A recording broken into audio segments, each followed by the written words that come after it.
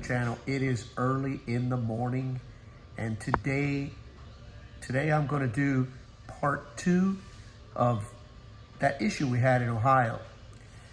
I am going to do an upgrade on the RV as far as leaf springs is concerned, shackles, wet bolts. Basically, I'm not really sure if those issues were the cause of the break of the leaf spring hanger, but we're gonna head out today and we're gonna work on that, and I'm gonna share it with you guys. All right, let's talk briefly on the tools that I believe I'm going to need, the things that kind of jump out at me. Now, it's not to say that this is all I'm gonna need, but this is a good start.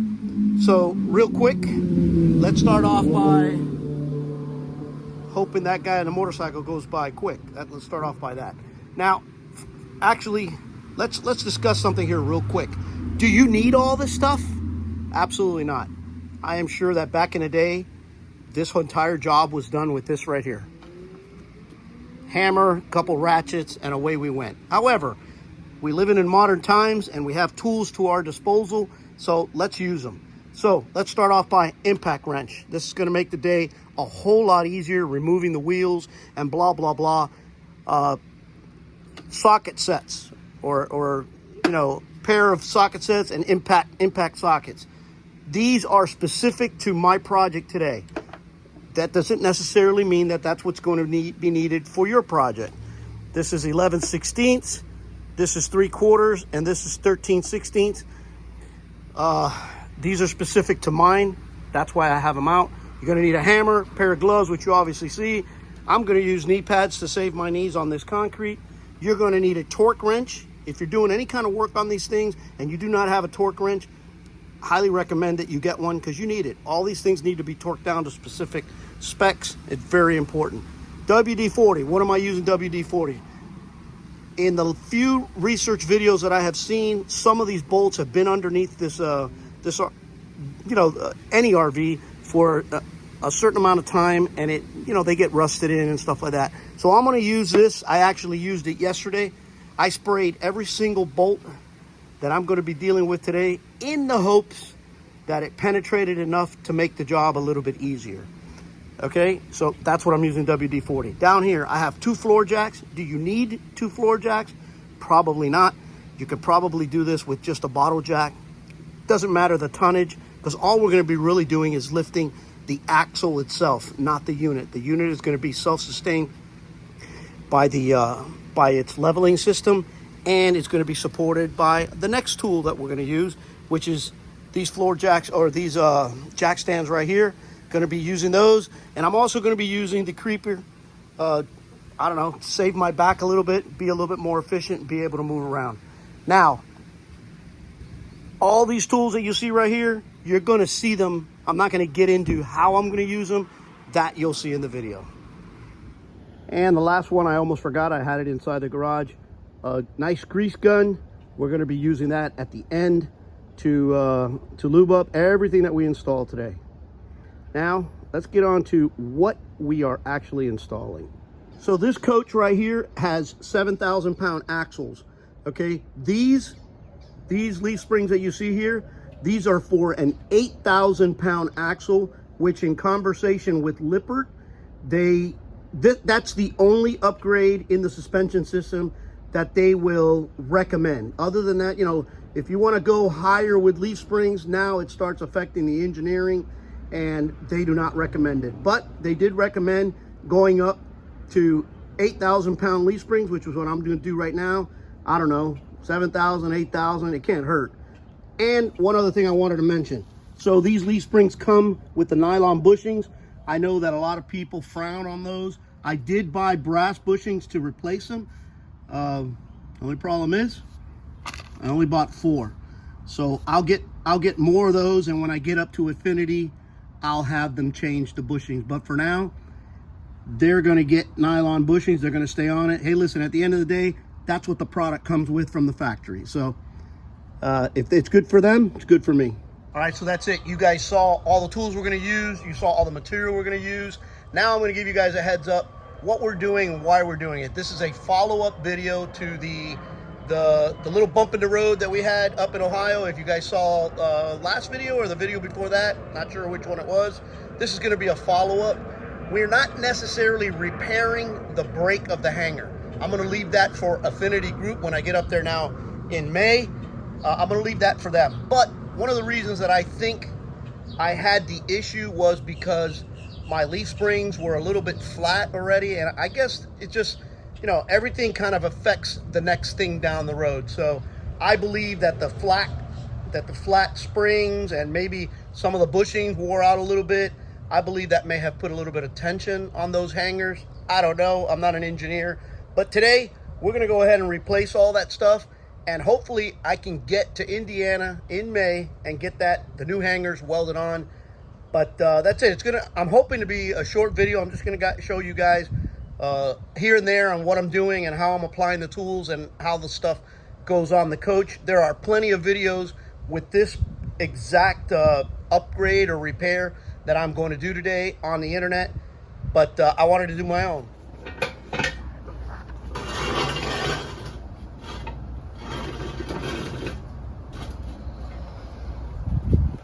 All right, jack stands first, just for safety. Now let's see one of these floor jacks. Get it right underneath the axle. Obviously, it is not recommended that you ever lift the coach utilizing a jack stand or a floor jack placed on the axle for obvious reasons. Let me see if this one is high enough to reach the axle. If not, I'll put some wood on there to lift it.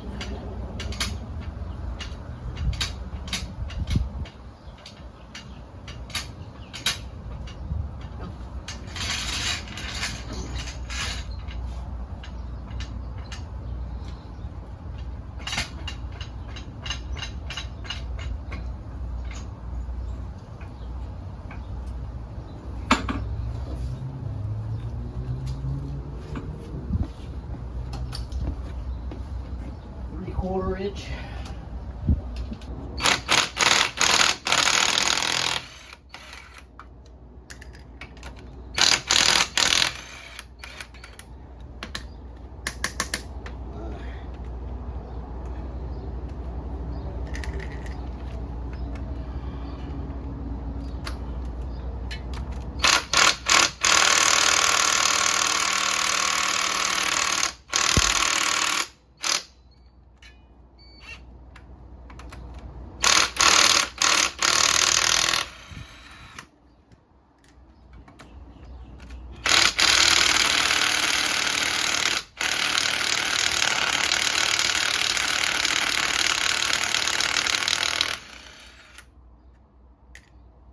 A little tighter than I thought.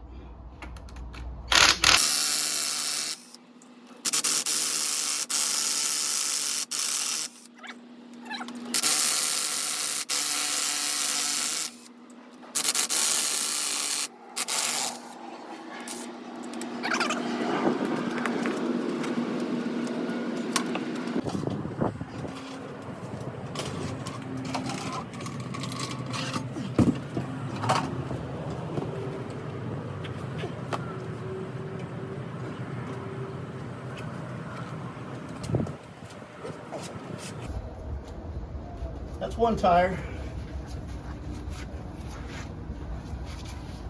Remember to line them up accordingly so you don't mess up your TPMS.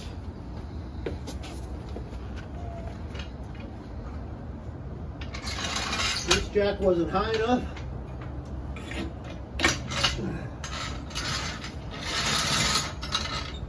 So I'll use it in the back with some wood underneath it.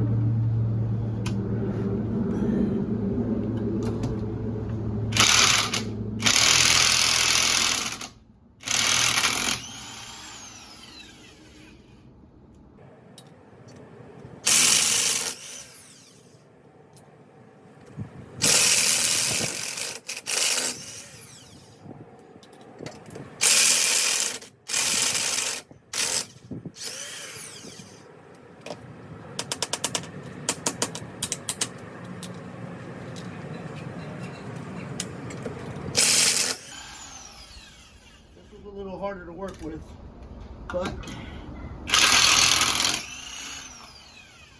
obviously you got a little bit more ug-a-dug.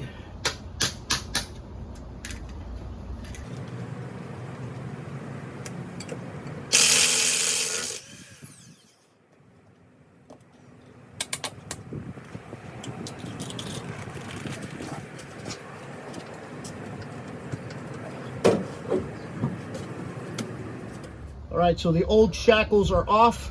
Sorry, well, there's only two of us, and you'll probably do it by yourself, but I needed the help to get this done. The one problem that I did run into is when you put the jack stands underneath the axle, you kind of got to play with it so that you can release the tension. Like right now, all the shackles are off, all the bolts are off. Now it's a matter of just lowering this. The axle will come down, and then we could change the U-bolts. I'm gonna work on that right now.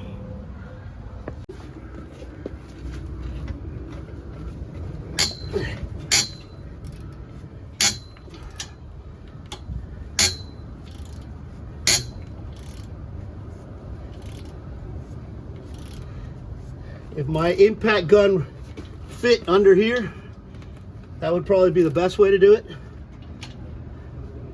but it doesn't. So I'm going old style ratchet, and they got loose. I guess that's a good thing, right?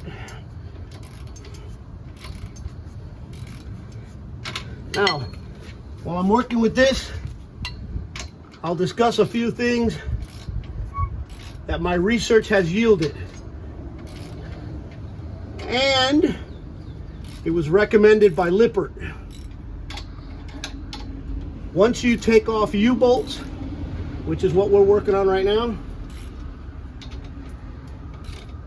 it is recommended that you do not reuse you do not reuse U-bolts. It has something to do with the manner in which the threads on the U-bolts are cut, and also something to do with the U-bolt stretching, believe it or not. If that even sounds remotely possible.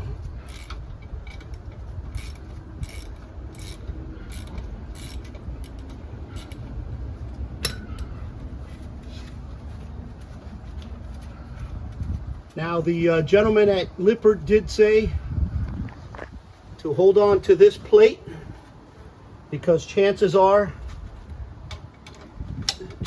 you might have to reuse that plate.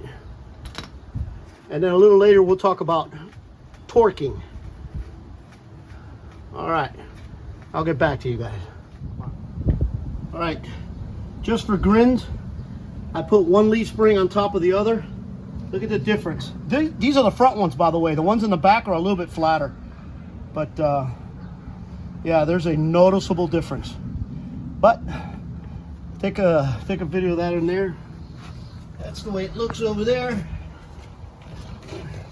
Now, putting in the new one, you got to make sure that this little bolt right here falls right there. And we go get the new bolt.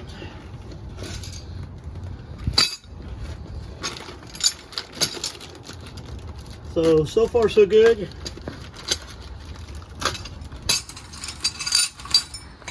Let me make sure that these plates,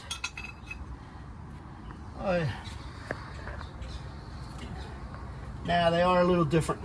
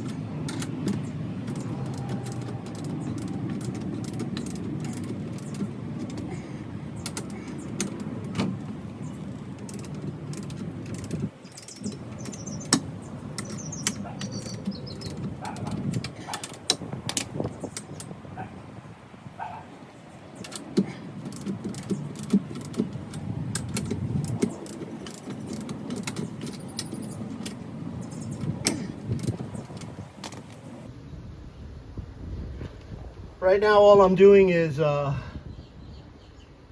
tightening it up a little bit so that it won't move, so I won't lose my the plate up at the top has a notch and the plate on the axle has a notch. I just don't want it to move. This shackle has already been installed. Now I got to play with the floor jack to line this hole up here. So that's what I'm going to do now. All right, when installing the new bolts, you'll notice these are wet bolts. There's a little hole right there, which is where the grease is supposed to come out. That little hole by manufacturer standard is supposed to be at the 3 or 9 o'clock position. But once it's in there, you can't see it. So what I'm going to do is I'm going to mark the top of the bolt like that, so that I can tell from the outside where the 3 and 9 position is. Now we're gonna go here.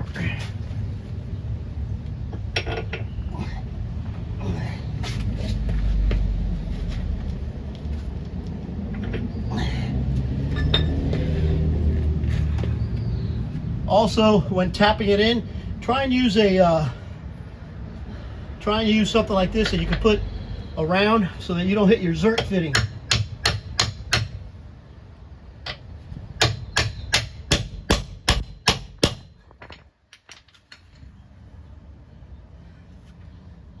Now these particular screws have the ridges around the edges so that once you drive them in, they won't turn on you. So there's a couple ways to do that. One is hammering it in like I'm doing right now, and the other one is just by torquing them down or pressing them.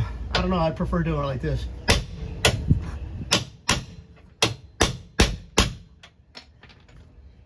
At least to get them started. All right, that takes care of that. We'll start off.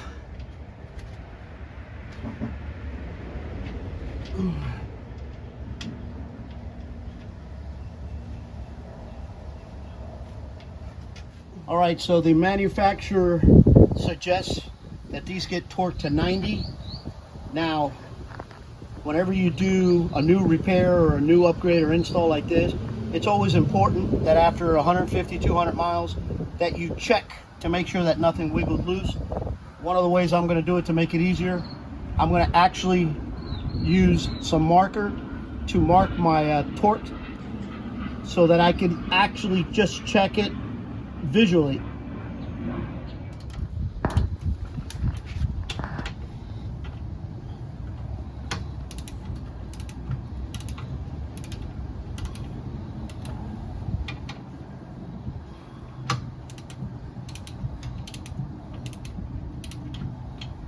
Ideally, this would be great if you had an impact wrench or an angle wrench that fits in here. Unfortunately, I don't have one of those. So, also good practice, tighten in the bolts evenly. The way I'm doing it is I'm just snugging it till I see the bolt head come to the edge of the nut, and then from there I'll start counting my my revolutions. Remember, folks, this is not a how-to video. They never are. It's only a do-it-yourself video, and this is me doing it myself. All right, so this side is done. This is the side that had the damage, as you can tell right there, the damaged hanger. It's got new wet bolts now, new leaf springs, wet bolts there also. Everything has been greased, new U-bolts. So far, I really can't tell you how high it's sitting because the jacks are still down or high, whatever you want to call it. I will tell you this: we did run into a little bit of difficulty, and I'm sorry, not one of my better videos, not a lot of blow by blow or play by play because we were busy. We've already finished this side. Tires are back on, wheels back on. we did have a little bit of a hard time because since that bracket back there had to be welded, I can tell you right now it's not sitting exactly where a non-affected hanger would fit. So it was a little bit difficult. We had to pull, push, lift with the jacks, put down. It was quite the ordeal. But let me show you everything we got out. So all that is out. That's the old wet bolt and the U-bolt, and this is the old hangers. And now we go to the other side and do that. Hopefully we have a little bit more experience now and it should be a little bit easier, but whatever. If I run across something over there that's different, I'll share it with you guys. All right, a quick update from down here. This is the other side that we finished a few minutes ago. If you guys notice, there's the front hanger, there's the equalizer, and then there's the back hanger, the one that just needed to get repaired. You guys notice they've been torqued and they've been painted with the torque paint so that I could visually check them without having to pull out a torque wrench. We just finished this side. This is the equalizer from this side, the hanger in the back over there somewhere, and then the hanger, the hanger in the front, and then the hanger in the back right there, which I gotta go paint now. They've all been torqued and we're just about wrapping this up. So this is the other side we just finished. New shackles, new leaf springs. Oh, I gotta put the paint on this torqued. I've already torqued these. And then the last thing to do is we're gonna grease them. But if you notice this bolt here, it's got the little mark. That's for the grease cert, pointed to the 9, or in this particular case, the 9 position, the way it's recommended.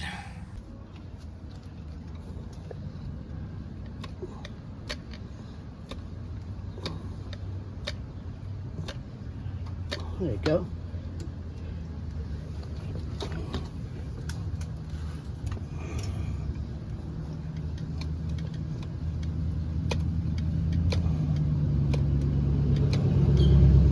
There you go.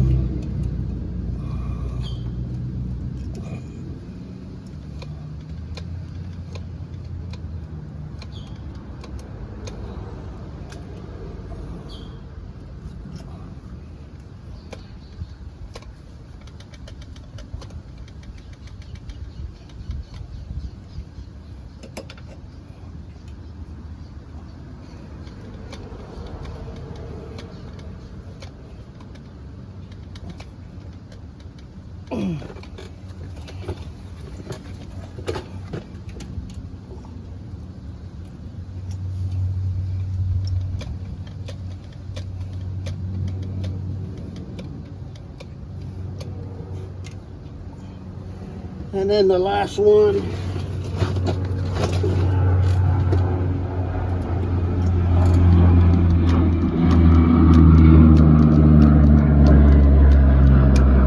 There it is, coming out the back.